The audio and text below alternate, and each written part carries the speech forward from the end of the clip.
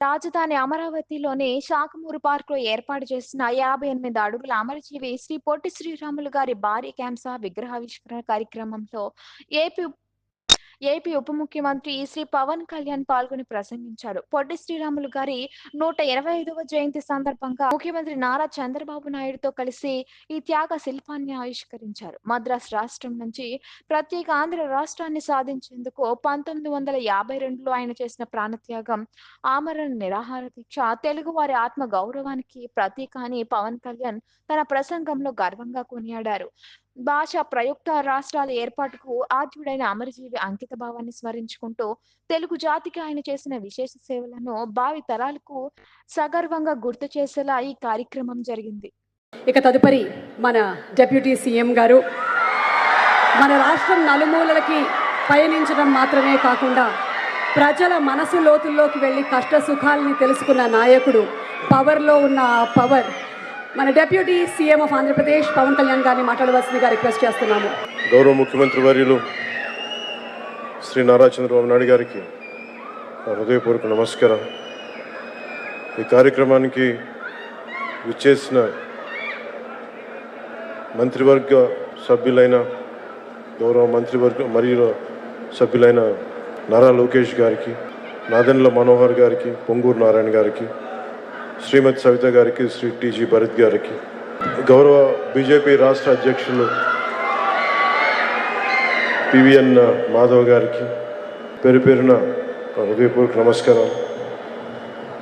ఈ కార్యక్రమానికి విచ్చేసిన గౌరవ ఎమ్మెల్యేలకి ప్రతి ఒక్కరికి పేరు పేరున హృదయపూర్వక నమస్కారం. అలాగే ఈ కార్యక్రమానికి తమ వంతు విరాళాలు అందించిన జిఎంఆర్ గ్రూప్ చైర్మన్ బివిఎస్ రావు గారికి, ప్రతి ఒక్కరికి, అమరజీవి పొట్టి శ్రీరాములు మెమోరియల్ ట్రస్ట్ సభ్యులందరికీ, కార్యక్రమానికి విచ్చేసిన ప్రజలకు, ప్రజాప్రతినిధులకు, అధికారులకు, మీడియా మిత్రులకు, మీడియా మాధ్యమాల ద్వారా వీక్షిస్తున్న ప్రజలందరికీ పేరు పేరున హృదయపూర్వక నమస్కారం.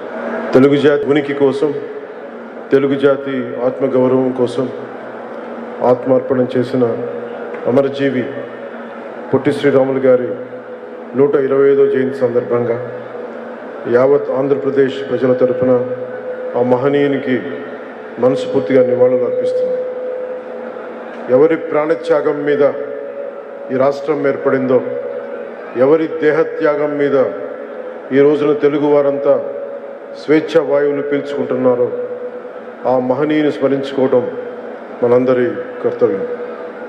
మద్రాసు ప్రెసిడెన్సీలో తెలుగు ప్రజల ప్రయోజనాలను పరిరక్షించుకునేందుకు, ఆంధ్ర ప్రజల ఆత్మగౌరవాన్ని కాపాడుకునేందుకు ఆయన సుదీర్ఘ కాలం చేసిన ఆమరణ నిరాహార దీక్ష చేసి, తద్వారా ఆయన ఆత్మ బలిదానం ఫలితంగానే తొలి భాషా ప్రయుక్త రాష్ట్రంగా ఆంధ్రప్రదేశ్ అవతరించింది. మరిన్ని రాష్ట్రాలకి దారి ఏర్పరిచింది. మన తర్వాత 1955లో కేరళ, కర్ణాటక, 1960లో మహారాష్ట్ర, గుజరాత్, 66లో పంజాబ్, హర్యానాలు భాషా ప్రాతిపాదికన ఏర్పడ్డాయి. అంటే వాటన్నిటికీ ఆద్యులు శ్రీ పొట్టి శ్రీరాములు గారు. అలాంటి మహనీయుని చరిత్రను భవిష్యత్ తరాలు స్మరించుకునే విధంగా ఆంధ్ర రాజధాని అమరావతిలో అమరజీవి పొట్టి శ్రీరాములు మెమోరియల్ ట్రస్ట్కి గౌరవ ముఖ్యమంత్రి శ్రీ నారా చంద్రబాబు నాయుడు గారి నాయకత్వంలోని కూటమి ప్రభుత్వం 6.8 ఎకరాల భూమిని కేటాయించగా, వారు 58 రోజుల ఆమరణ నిరాహార దీక్ష గుర్తుగా 58 అడుగుల విగ్రహం ఏర్పాటు చేయడం మనందరికీ చాలా ఆనందాన్ని ఇచ్చే అంశం. పొట్టి శ్రీరాములు గారు చేసిన త్యాగాన్ని గుర్తుగా కూటమి ప్రభుత్వం తరపున నివాళిగా జల్ జీవన్ మిషన్ ద్వారా చేపట్టిన ఒక multi village scheme water grid పథకానికి అమరజీవి జలధార అని పేరు పెట్టారు. దేశంలోని గ్రామీణ ప్రాంత ప్రజలు ఒక్కొక్కరు రోజుకి 55 లీటర్ల స్వచ్ఛమైన తాగునీరు అందించాలన్న గౌరవ ప్రధాని శ్రీ నరేంద్ర మోదీ గారి స్ఫూర్తితో రాష్ట్రంలో కూడా ఈ పథకాన్ని పగడ్బందీగా అమలు చేస్తున్నాం. ఆయన మన పొట్టి శ్రీరాములు గారి ఆత్మ బలిదానంతో ఏర్పడిన ఆంధ్రప్రదేశ్ గడ్డపై నీరు తాగిన